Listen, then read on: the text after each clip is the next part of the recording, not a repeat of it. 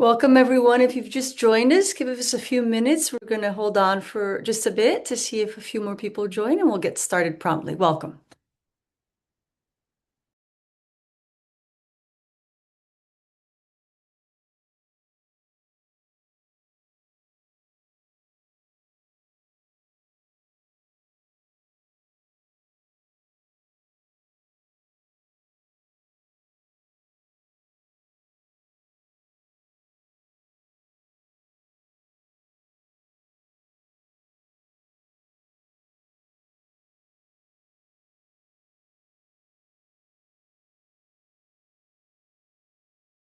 Hi, everyone. If you just joined, welcome. Give us just one more minute. We're going to get started in just a bit. We see lots of people are starting to join us, which is great. We'll get a few more minutes and get started.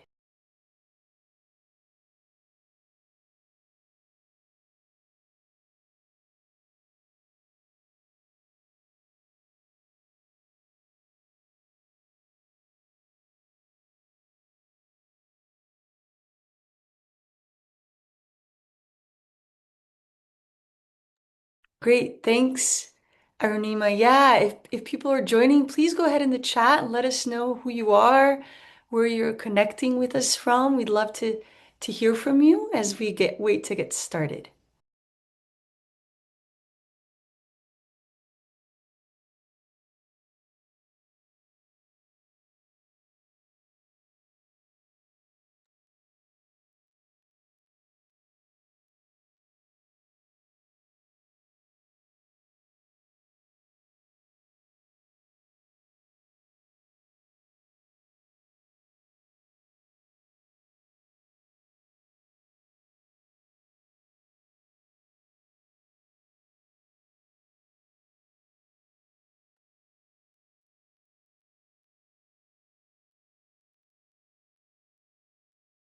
All right. Thank you so much for being here, everyone. Welcome, welcome. We're so excited to have you with us for this event with the Safe Futures Hub launch of the practice-based knowledge background paper and guidance framework for child sexual violence prevention and response. It's a long title, but it's an important topic. My name is Daniela Ligero. I am the CEO of Together for Girls and founder of the Brave Movement, and I'm delighted here to be joined by so many of you from around the world, as well as colleagues, friends who are going to be speaking today with me, and I'm excited to share the stage with. So please let us know who you are, where you're calling in from in the chat, as we get started with this webinar. So I really want to welcome everyone, partners, practitioners, researchers, donors, and government representatives. Your presence here reflects a shared belief that every child deserves a safe future. And I want to offer my sincere congratulations to the entire Safe Futures Hub team.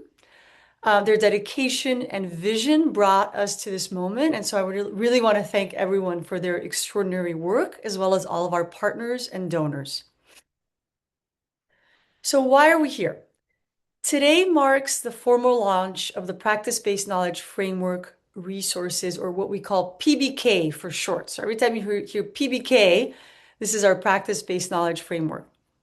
These resources lay a foundation for something essential, recognizing the value of knowledge that comes from practice, from real-world implementation, and from lived experience for those who are closest to the work. They offer clear, practical guidance on how to gather, share, and apply practice-based knowledge so that programs, policies, and responses can improve faster and reach farther.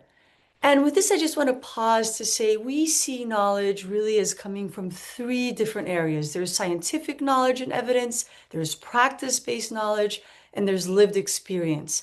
And those three forms of knowledge really complement each other to allow us to implement the most effective and impactful programs, policies, and efforts to make sure children are safe. The Safe Futures Hub is co-led by amazing partners I'm privileged to work with, the SVRI, the Sexual Violence Research Initiative, and the We Protect Global Alliance, along with, of course, Together for Girls, who I represent. This was launched in September of 2023 with the mission to end all forms of childhood sexual violence. Our approach is grounded in partnership. Data, research, community insight, practitioner wisdom, and survivor experience all work together. The hub creates a connected ecosystem that links research to practice, practice to policy, so that progress can accelerate. And our work is organized around 3 pillars. Number 1, redefining knowledge. Maybe I'll ask for that slide so that we could see that. So the first pillar is redefining knowledge, documenting and elevating diverse forms of knowledge, including practice-based knowledge.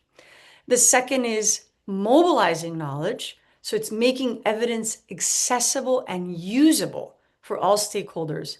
And finally, building knowledge, identifying gaps and generating new research where it's urgently needed. So today's launch sits at the heart of the first pillar, redefining knowledge. And why does practice-based knowledge matter? Because we are meeting at a time when children face increasing and intersecting fast-changing risks, including online harms, that demand a coordinated, informed response. Too often, knowledge is fragmented. Research is in one place, practice and lived experience in another, and policy somewhere else. Practice-based knowledge in this framework helps bridge these gaps. It recognizes that the insights that practitioners gain every day across organizations, across countries, are not just helpful, they're actually evidence. Evidence that can help guide better decisions, that can help programs adapt more quickly, and can strengthen both prevention and response systems. These new practice-based knowledge resources empower organizations to learn faster, to design better, and to scale what works. So, what to expect today? In today's session, we're going to begin with an overview of the practice-based knowledge background paper, or PBK background paper, as well as the guidance framework. After that, we're going to hear from amazing panelists. We're going to share how practice-based knowledge has shaped their work and how it can strengthen efforts to prevent and respond to childhood sexual violence, including violence online. And I hope that their perspectives will remind us of something really powerful. And that is that when we listen to practitioners and communities, solutions become more relevant, more inclusive, and most importantly, more effective. At Together for Girls and everyone at the Safe Futures Hub, we believe that transforming systems requires exactly this kind of partnership, bringing diverse knowledge together to drive collective action. So, I want to close out by saying that before we begin, even though we don't have live interpretation for this moment today, these resources are being translated and will soon be accessible in multiple languages, ensuring broader reach. And to everyone, thank you for your time, for your commitment, and for your leadership. It really does take all of us to make a difference, and it's an honor to be opening this great webinar. So thank you, and back to you. Thank you so very much, Daniela, and thank you to each one of you for joining us today and being here with us today. We are so excited to introduce our 2 new resources with you, and we'll walk you through them before we hand it over to the panelists. For almost 2 years, we've been working on these resources and we've learned from more than 100 experts. They are practitioners, they are people with lived experience, they're also researchers. And their insights are at the heart of what we are launching today. So first of all, we'd like to express our tremendous gratitude for everyone who has contributed to this work in varied forms throughout the whole 2-year process. We see today as more than a launch. We're thinking of it as a collective milestone, really something that belongs to all of us here. It's about recognizing that knowledge doesn't live just in one place. As Daniela said, it lives in research, yes, but it also lives in practice. And it lives in every decision that is made to keep children safe. So to tell you a little bit about the resources, we'll start with talking about the process we followed. We have a detailed methodology in the resources, but just to give you an idea, we started by speaking with 63 key informants, and we very intentionally focused on practitioners. particularly those in low middle income countries. We wanted to understand how their frontline knowledge keeps children safe. And then we learned from the existing powerful work that has been done on practice based knowledge. And there are some fantastic organizations who have been doing field building work for a while. We learned from that, built on that. We were also very intentional about creating something that would be useful. So we had multiple stages of feedback. We also co created real world examples of practice based knowledge. Some of our panelists were also involved in that. And that is how, after multiple iterative drafts, that we've got to the two resources today that we will be sharing with you. So the first resource is the practice-based knowledge background paper.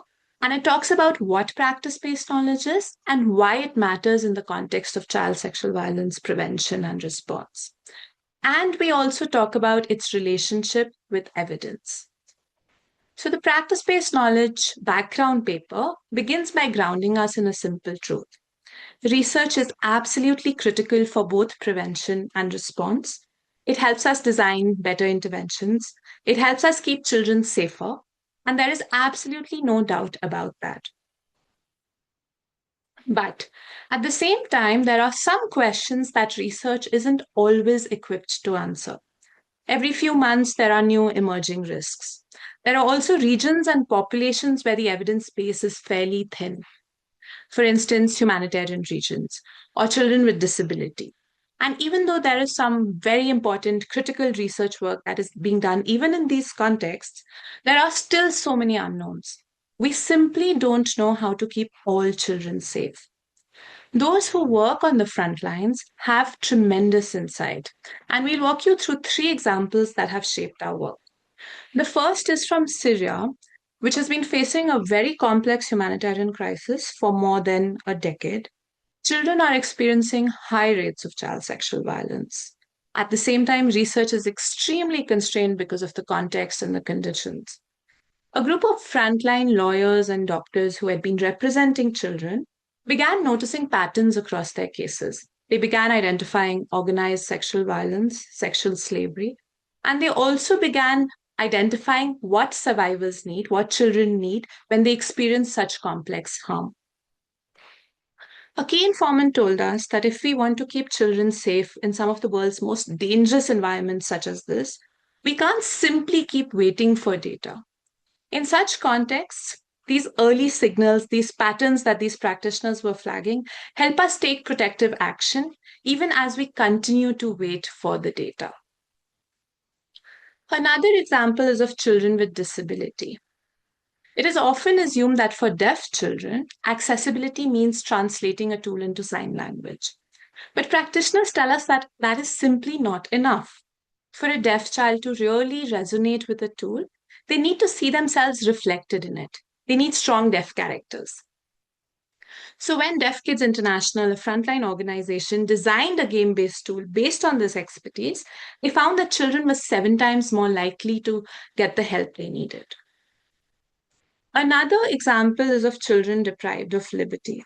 Whether they are in conflict with law or in immigration detention, they often face very high rates of child sexual violence.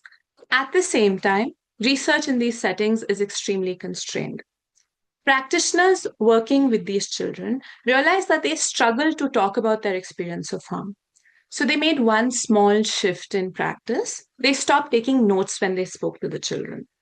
Now, note taking is fairly common in therapeutic practice, but these practitioners realized in environments where surveillance is prevalent, there are security guards, cameras everywhere. When the counselor took notes, children felt that this was interrogation. They stopped taking notes, and over a period of time, children started feeling safer, disclosing more harm. Now, all of this, the hidden patterns, the new tools, the shifts in practice, these are not just anecdotes. All of this is real, valid knowledge, and knowledge that we understand as practice based knowledge. This is the wisdom that emerges from doing the frontline work, day after day, over a period of time. Very often, this knowledge does not get written down. Teams talk about it, they discuss it with each other. But sometimes it makes its way to annual reports and blogs, but often it's never recorded anywhere and it's not shared. This practice based knowledge is always deeply rooted in practice and in lived experience. And it's also very specific to the context in which it arises. It's also always dynamic and evolving because practice based knowledge is always changing based on the way the world is evolving and the way children's lives are evolving as well. It can take various forms. Sometimes it tells us about needs children have in a specific context. Sometimes it tells us about hidden patterns. This knowledge usually emerges over a period of time after working with multiple children for maybe a few years. And ideally, this knowledge needs to be grounded in ethics and also be reviewed, internally reflected on, and also reviewed by other practitioners and by others in the community. And we'll talk about this in more detail later as well. During our consultations, we realized that, of course, practitioners contribute to practice based knowledge, but we also realized that lived expertise is a very, very important component. Practice can easily become a very one sided loop if we only talk about what we are delivering. People with lived expertise tell us how practice is actually experienced, and they tell us that this is how safety actually feels. So, including both helps us ensure that we are completing the picture and not just looking at it from one side. We explore this nuance in great detail in the background paper. The main point of the background paper is that practice based knowledge is critical for both prevention and response. In regions where the evidence base is thin, it helps us take protective action as we continue to wait for more research to be built. And very importantly, this knowledge, this learning from the front lines helps us improve practice. Practitioners are often the first to notice when something is not going as per plan. For instance, if there is suddenly low levels of community engagement, practitioners might come together, talk about it, and make a plan. Perhaps they want to involve faith leaders, and that slowly goes on to restore momentum. They notice this before there is a formal evaluation because that usually happens many, many months after. Practitioners also often innovate. Today, you'll be hearing from one of the panelists who saw that there was something missing in prevention and created a whole new program based on that. And that is now being evaluated. And while practitioners definitely implement programs, it's so critical to remember that they are also generating knowledge. They learn so much that can influence the entire field. They often see unintended consequences. For example, in a school, a prevention intervention was being implemented, and this is known to be effective. But teachers began seeing that many children became anxious because they were being trained to see every adult in their lives as a threat. And they were the first to notice these unintended consequences. Similarly, practitioners are also often the first to understand emerging risks. For example, if a viral online challenge is posing a threat to children's safety, it is practitioners, maybe school counselors, who notice this first. All of these learnings tell the whole field where we need to pay more attention, where more research is needed. So, overall, practice based knowledge helps us ensure that our responses are more contextual, more grounded, and more relevant to the needs we are seeking to address. It's very important to clarify that practice based knowledge does not replace evidence. There is no way it can. If evidence tells us what works and data tells us about prevalence, practice based knowledge tells us about why something is working, tells us about the nuances and the complexities. In areas where there is absolutely no research, it gives us early signals. It helps us ask sharper research questions. So, practice based knowledge helps us complete the picture. It is not competing with evidence, but it does help us ensure that we are not designing solutions only around part of the story.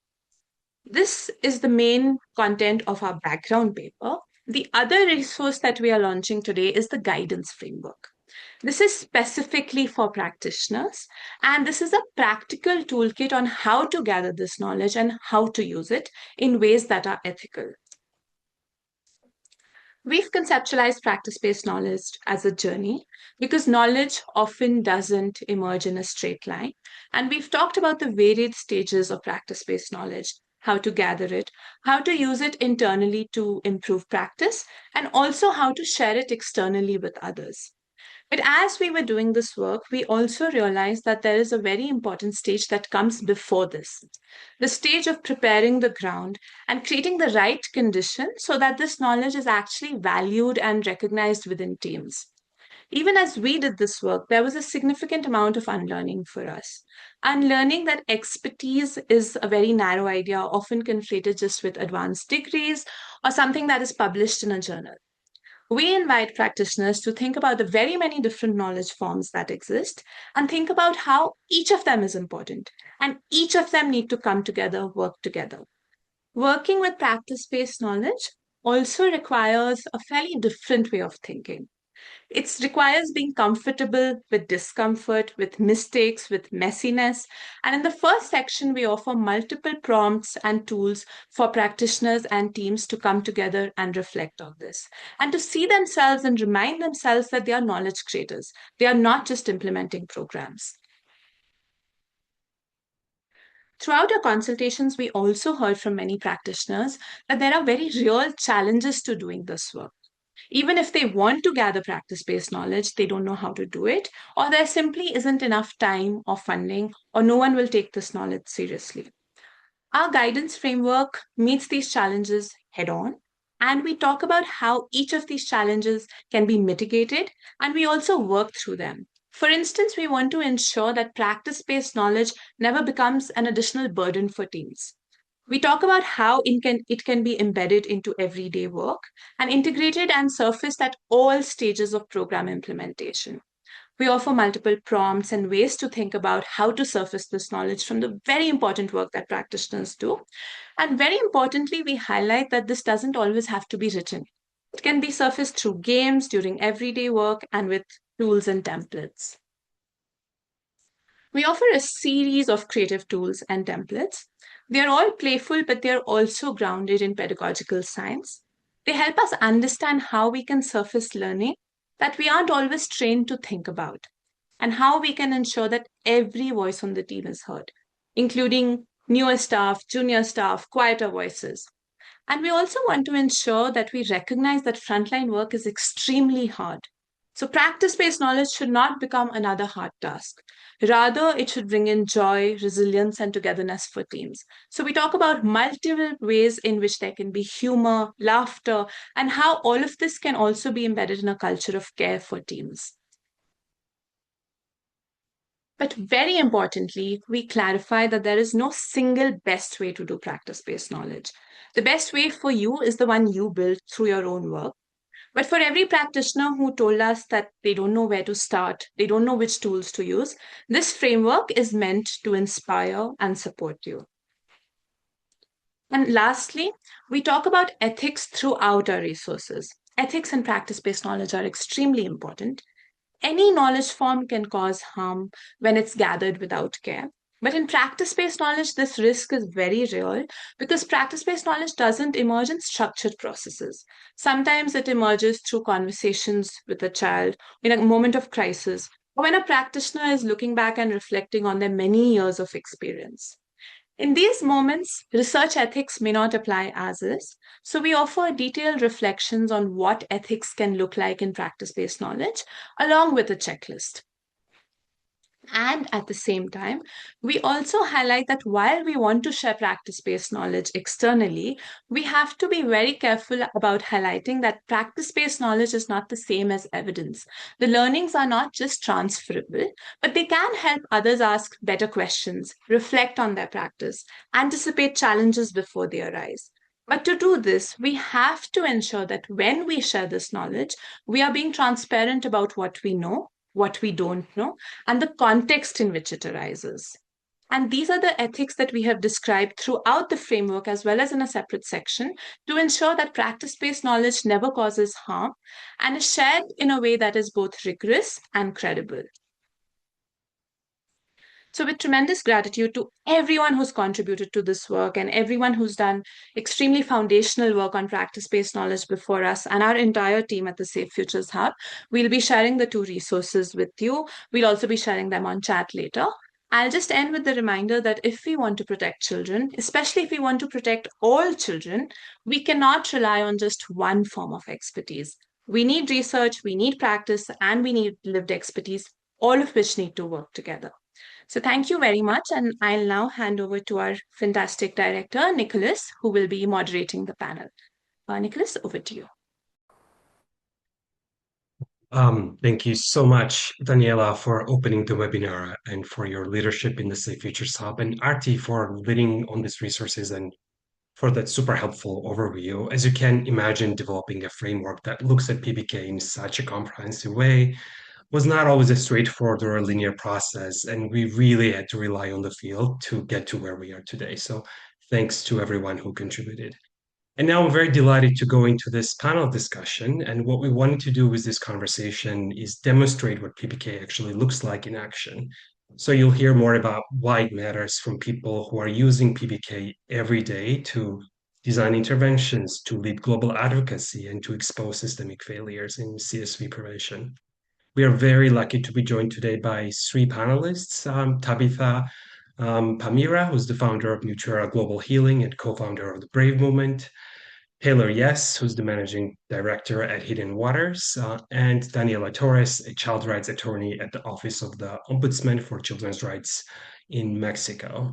And each of them bring a very distinct perspective on PBK, from survivor-led knowledge to frontline practice informing program design to legal advocacy that uses practitioner learning to reveal structural safeguarding failures.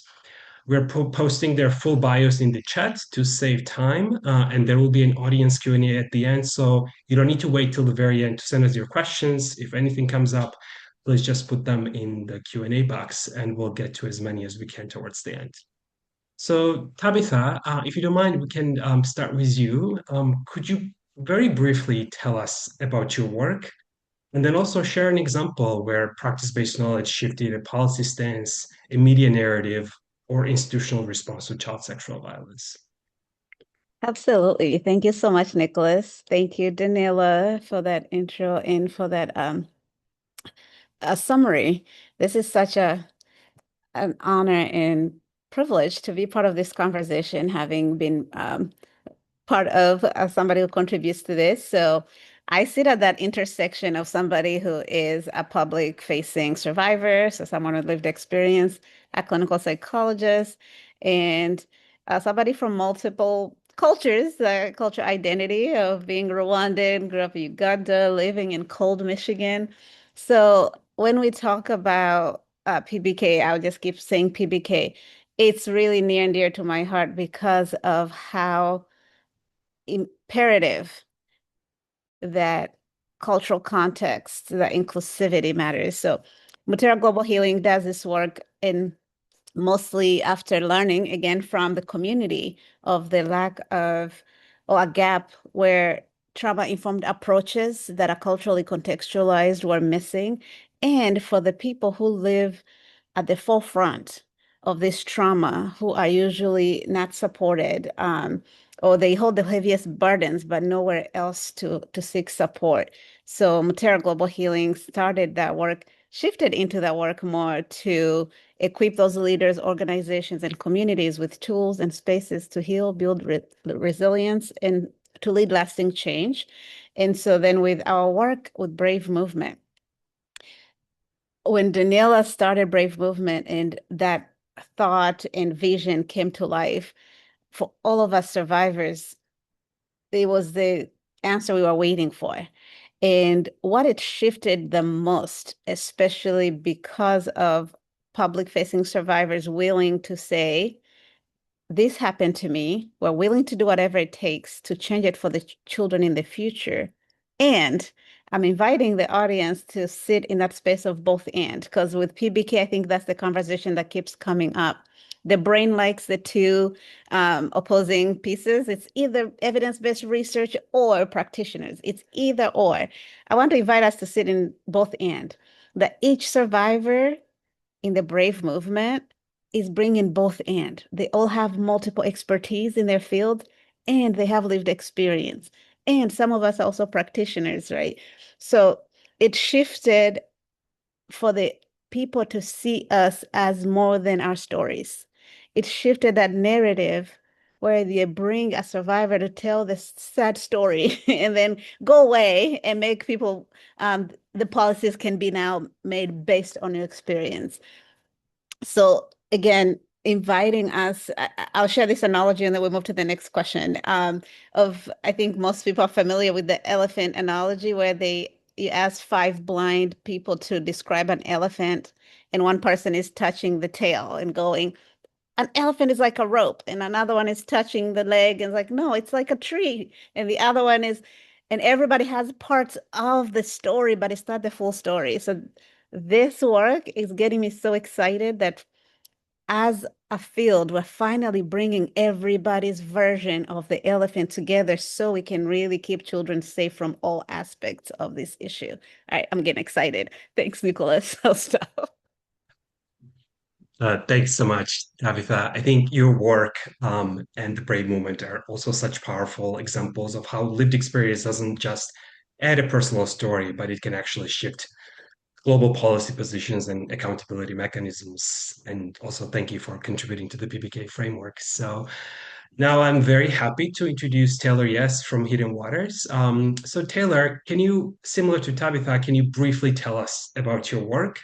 And I know that there's a very powerful example from your organization where PBK directly shaped one of your programs, its content, its structure, and the methods.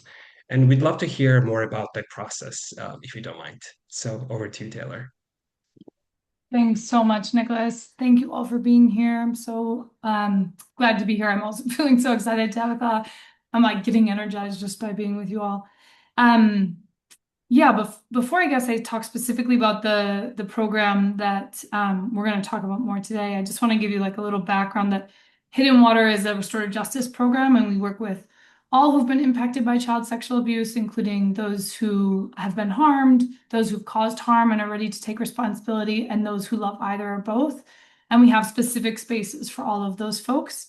And that's kind of been our cornerstone work for the last 10 years. And then, I mean, maybe always that we kind of heard this thing like, well, what's next? How do we stop this from happening? How do we become change agents?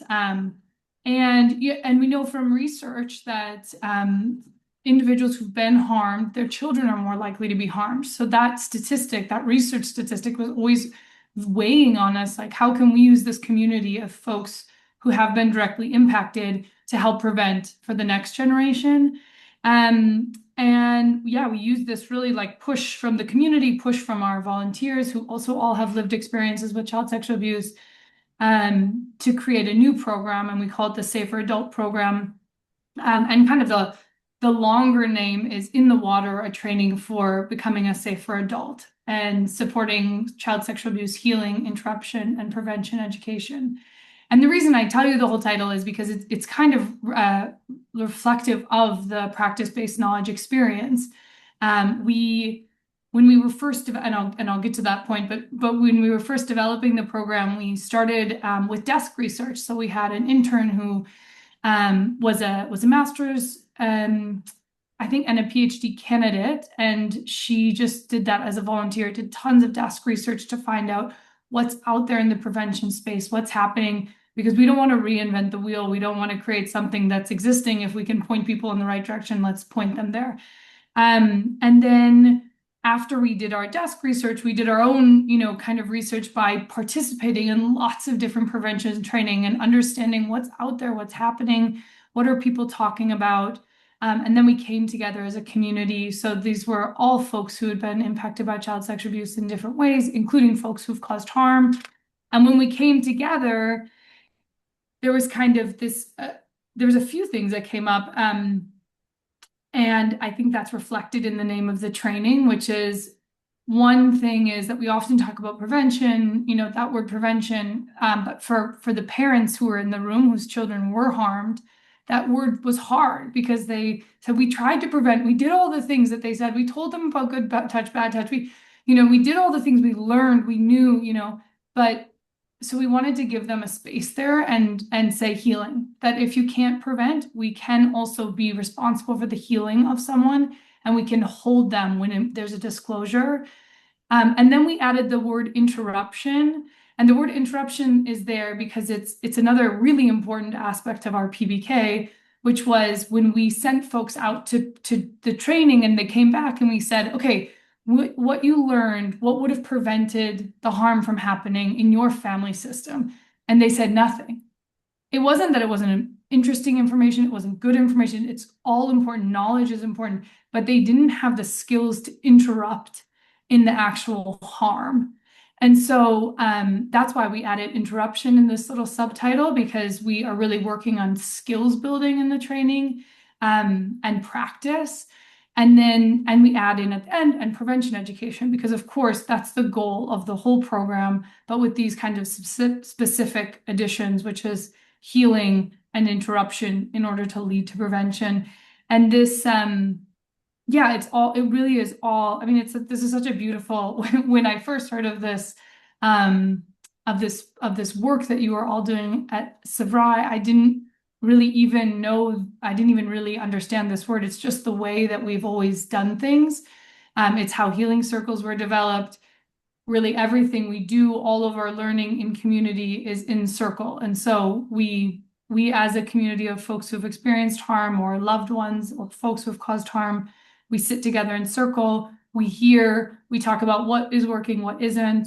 Once we found out kind of like what are the most important things, what are the most important skills, we developed a curriculum, and then we came back and we piloted it with that same group of people. So we walked through the program, and it changed a lot. When we were actually practicing it together, we were like, no, that's not working, or that feels hard, or actually, no, we need more opportunities to practice. Yeah, so it's merged and developed. And speaking to just one last thing, speaking to research, like I think research has always been part of it, and we always say backed by research, because we're really trying to hold fundamental research truths into what works in prevention, and then really teach people those skills. And also, we're building our research of our own programming, what's working, in healing circles, but also building out our research of our own and our own internal kind of monitoring and evaluation program, so that we have that kind of database back spin as well. So I think, just to speak to that holy trinity maybe of how to create programming, yeah, I really appreciate this, that kind of like thinking about it, and really appreciate this opportunity. So thank you. Thank you so much, Taylor. I think your PBK example is so powerful, as it kind of directly shaped an actual intervention, and it was built around practice, reflection, and readiness. So really appreciate you sharing that. And just a reminder that you can read this and more case studies in the PBK documents that we're launching today. Now, let's bring in a third angle of PBK in action, which is around systemic safeguarding failures. And I'd like to turn it to Daniela Torres, whose work with 45 cases across 12 states in Mexico uncovered patterns that were invisible in many formal systems. So, Daniela, first of all, can you tell us briefly about your work and most of the patterns that PBK surfaced in your legal work? There was something about hidden rooms and coordinated perpetrators and investigative failures that formal systems were not identifying. So I guess, what did PBK allow you to see that official data just could not? So over to you, Daniela. Thank you, everyone. Well, at ODI, we accompany children and their families in cases of sexual violence in schools across Mexico. Our work combines strategy litigation with direct support to families, which means we see what actually happens inside schools, prosecutors' offices, and educational systems far beyond what happened in each case files. In our case, practice-based knowledge allows us to connect pieces that formal systems keeps fragmented. How risk is constructed within schools, how perpetrators operate, and how institutions generate silences or gaps that prevent effective safeguarding.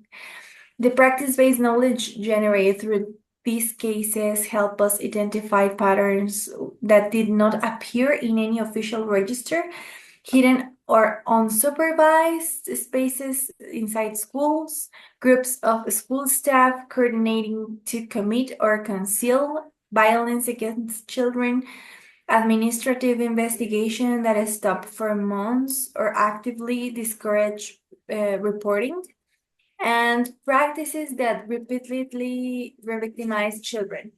So none of these appear in official statistics because each case was treated as an isolated incident, and because the education system does not document structural risks.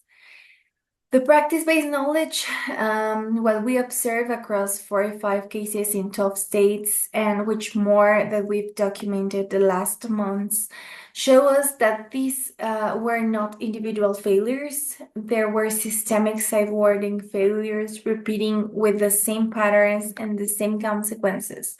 So the most important practice-based knowledge revealed what children and their family were collectively telling us and telling the authorities the material, institutional, and cultural conditions that enable abuse in the first place.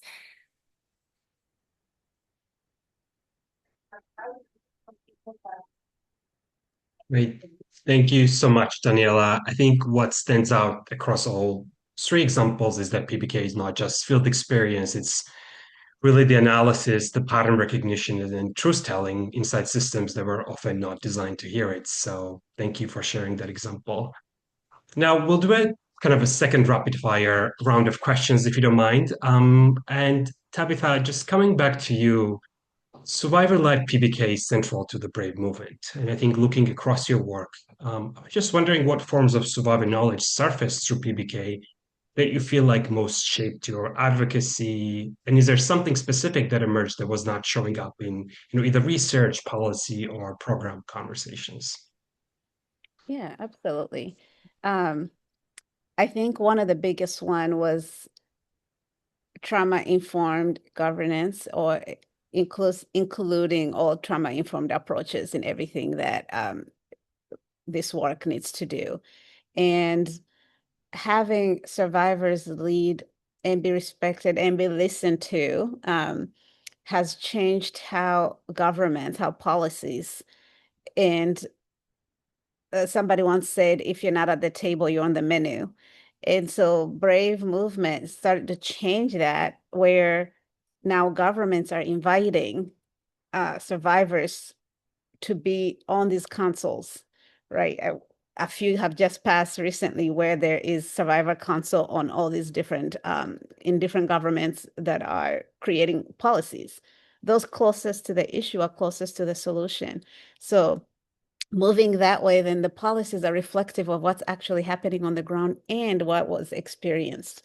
There is this idea of, well, the cost of institutional betrayal that stops a lot of people from stepping forward, that has emerged and changed because we have destigmatized and taken shame out of lived experience and created a space where now we can, accountability looks so different because we're able to speak to that. And PBK has been so key in helping all levels of knowledge to be included in what we know for that to look like, including ethics. One of the coolest conversation in this whole process was, how can we use this information in a way that is not extracting, but rather inclusive? And not only inclusive in a checklist kind of way that a lot of things are done, but really listening to what happens and works in this side of the world will be very different from somebody who's disabled, will look very different from the LGBTQ community. Trans kids, most of those experiences are not what you see as leading information, but the intentionality of what that looks like for each person has been such key an outcome of this, that everybody's voice is part of the conversation, not one is better than the other. Another thing that I think our field has had gone into, that I'm so grateful that we're moving again, thanks to PBK, thanks to like 2-0 doing the work, Brave movement, and everybody collaborating, is that somebody coined that term of trauma Olympics, or where we then get to say, oh, but this kind of trauma, this kind of abuse is worse than this. But all of it matters. And so until all children are protected. And lastly, I think that I think Danielle and Taylor, both of you touched on this, that there's systemic patterns that survivors recognize before institutions do. And if we're not listening to those who see those patterns, who've experienced them, and again, PBK is able to pull those out, that I sit in Michigan, it's snowing, it's terrible. So I'm thinking of that, of research sometimes can teach you where the brakes are when you're learning to drive in the snow. But until you're driving and you can't see the road, you need that lived experience, that expertise that you cannot read about. You cannot read about swimming and jump in a pool. So I think again, they're both and that PBK has done to help not only Brave Movement to change how this works, but all of us in this space in whatever capacities we come in. So I'll stop there. Sorry. Thanks so much, Tabitha. I love that example. So I'm cognizant of time, so I'll turn it over to Taylor. Just building on your earlier example, the Hidden Waters PPK showed that many adults recognize signs of abuse, but still struggled to act. And I was just wondering, what did your practice-based observation reveal about this gap, and what new insights emerged during your pilot work about what adults actually need in order to intervene? So over to you, Taylor. Yeah, thanks so much. I love this question, and I've kind of I've kind of flipped it over in my head because there's so many things to say, I think. But I think what is coming up for me right now is something that came out in the pilot program, actually, after we had developed the initial program, which is 12 weeks, and we originally were meeting for fewer hours, but what came up is that, as all of us know, most harm is happening within family systems or in close communities. And so the response to either like observing grooming behavior or observing or hearing a disclosure leads to a lot of emotional distress because it's probably someone beloved in some way, and there's probably something very important about them in the community, something loved about them in your family. So what was happening is what we have now created since the pilot, this idea of the either or. And so what we were seeing is that that emotional reaction was pushing people into two spaces. One is like denying, deflecting, minimizing, saying, oh no, it couldn't have been that, he must have been doing this. Or pushing into rage, indignation, scorched earth, completely canceling that person. And both of those, if that's a loved one in your family, will feel very hard. Completely disconnecting from someone or pushing it away and leaving the child at risk, neither of those options were very good. And so where we were trying to find is like, how do we get people to come into this center and to be able to like hold this middle of safety, and this is a person who is, has been an important part of our system in all of these different ways. And so we actually work a lot in the training around noticing what's coming up for us emotionally. And that's why it's so important for us that it's 12 weeks, because that's a process. It's really a ton of work, especially if you have your own experience of child sexual abuse or in your family system it's happened. It's a very emotional response. And so we work weekly saying, okay, what's coming up for you right now in this training? Let's reflect on that, and we have space. And then we are giving like opportunities to work in pairs in order to like actually practice the words, actually practice scenarios. And some of the scenarios, when I read them, I'm like, oh my gosh, this could never happen. And then someone in the training is like, that's exactly happened in my family. That's, they seem like kind of extreme. Like, of course you'd have to react. But it was, no, that happened in my family and nobody said anything and nobody reacted. So how can we put, another thing we say, can we put tiny pebbles into the water?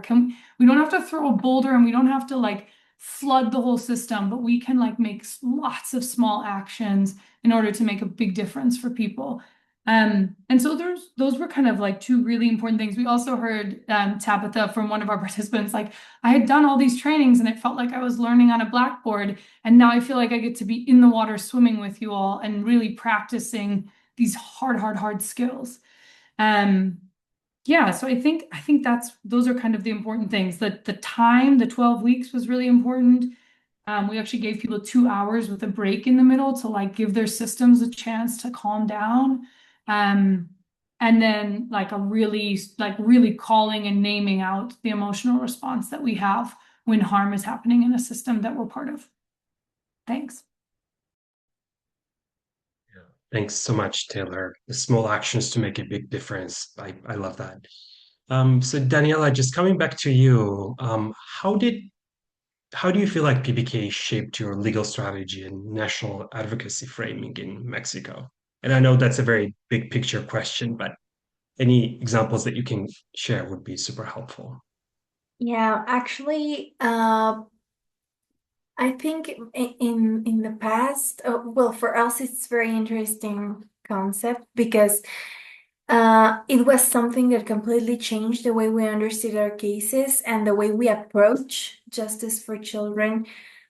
Before the PBK, we were litigating each case individually. We were doing what almost every legal team does, trying to prove what happened, support the family, and get accountability in that specific file. And that works is important, of course, but as we began accompanying more and more families, spending time inside schools, talking to teachers, dealing with prosecutors and education authorities, we started seeing things that the formal system wasn't seeing at all. Talking with these families and also with the children itself, the PBK made those invisible patterns visible, as I said before. Suddenly, we could connect pieces that officially data keep completely fragmented. We could see how risk was being built inside the schools, not by accident, but through structural design choices, through lack of supervision, through institutional cultures that normalize silence.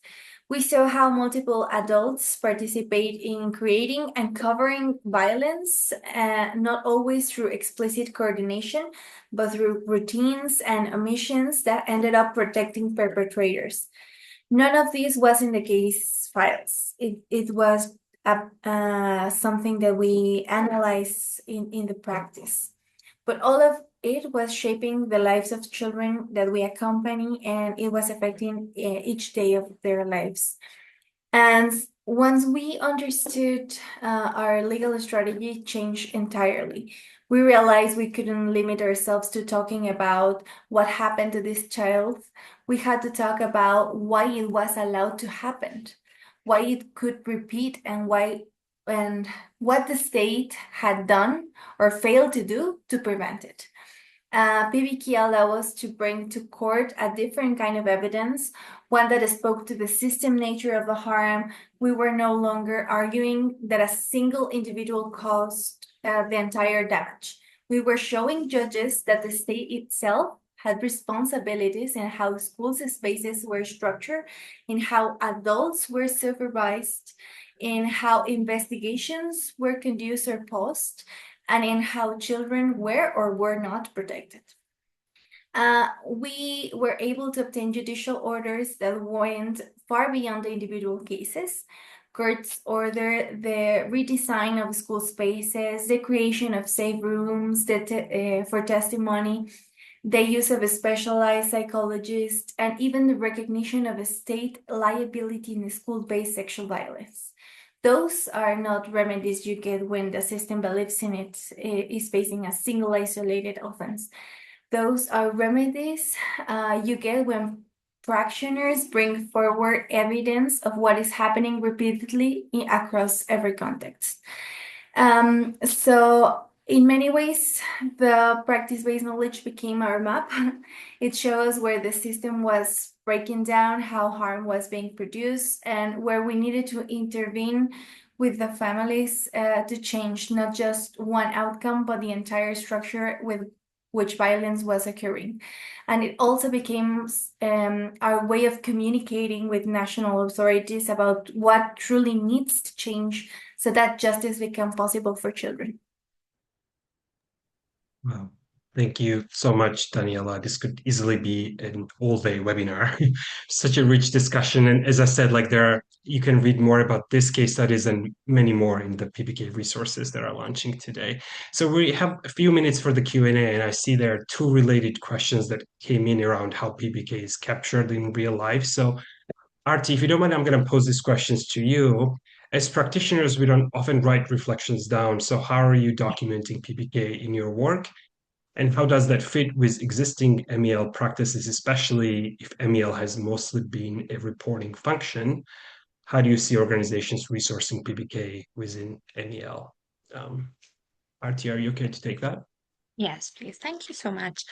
For the MEL one, I'll start with that. We have a specific section on that in the guidance framework, and we've explored that in detail. We've spoken about how MEL can help us gather practice-based knowledge insights, because sometimes when we map out data, we see that there are trends, something is not working, something is working. So practice-based knowledge can help us think about why something is not working, how it's working. And in our guidance framework, we offer a lot of tools to actually think about that, to take the MEL as the base and then reflect on PBK learnings with that. So we hope that's helpful, but we'll also be very welcome to hear more thoughts on that. And I'll quickly respond to the first one as well before we can hand it to the other panelists as well. We've been talking to a lot of practitioners who have been writing their PBK down, and many of them have struggled with it, but some of them have also succeeded. The success stories, very briefly, are practitioners who've written case studies about their work and published them. And they are now making a consolidated section with a lot of case studies. That's one. A lot of the other practitioners are also already sharing this in the annual reports. And now they are making reports that cull out all of this information from the annual reports. Thirdly, which a lot of practitioners talked about, but they also said that this doesn't really amount to sharing because others don't read it, is sharing it on their websites, talking about success stories, talking about learnings from years of doing the work. But they did say that they struggle with the number of people this reaches. In our guidance framework, we offer multiple ways to do this. We offer not just prompts, but we also offer tools and templates in which it can be shared, and we hope that's helpful. I'll stop there and maybe the panelists can add more. Thank you. Anything to add to that, Tabitha, Daniela, Taylor? If not, I have another question that just came in the chat.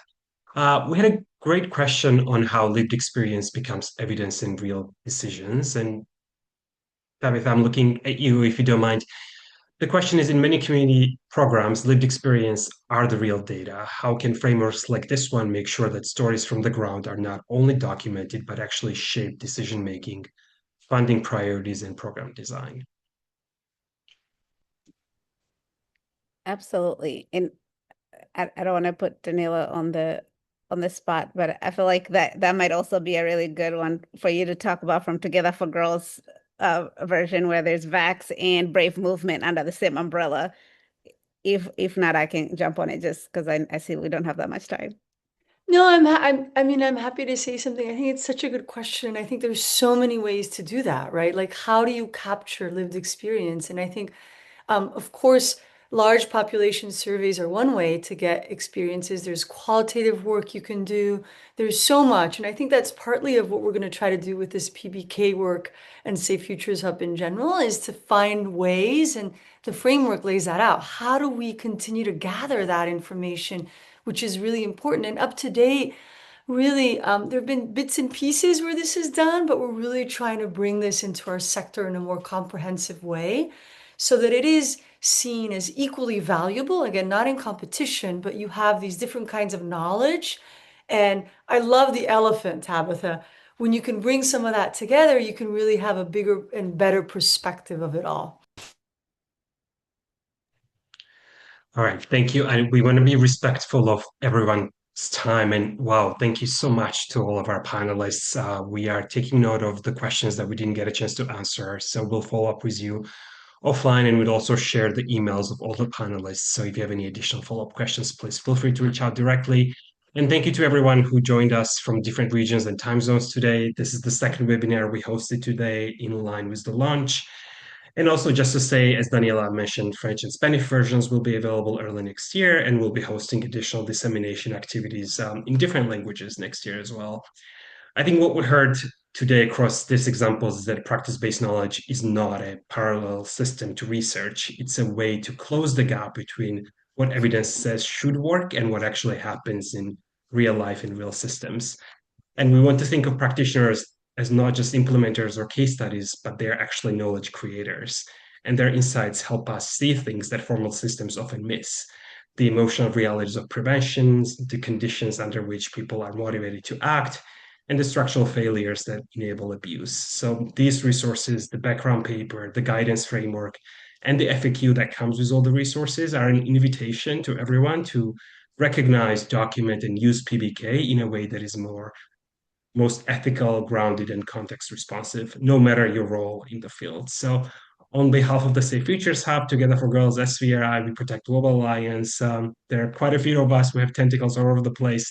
Thank you for joining us. The full resources are available online, and we'll share the recording and follow up with everyone later this week. So thanks, everyone, and take good care.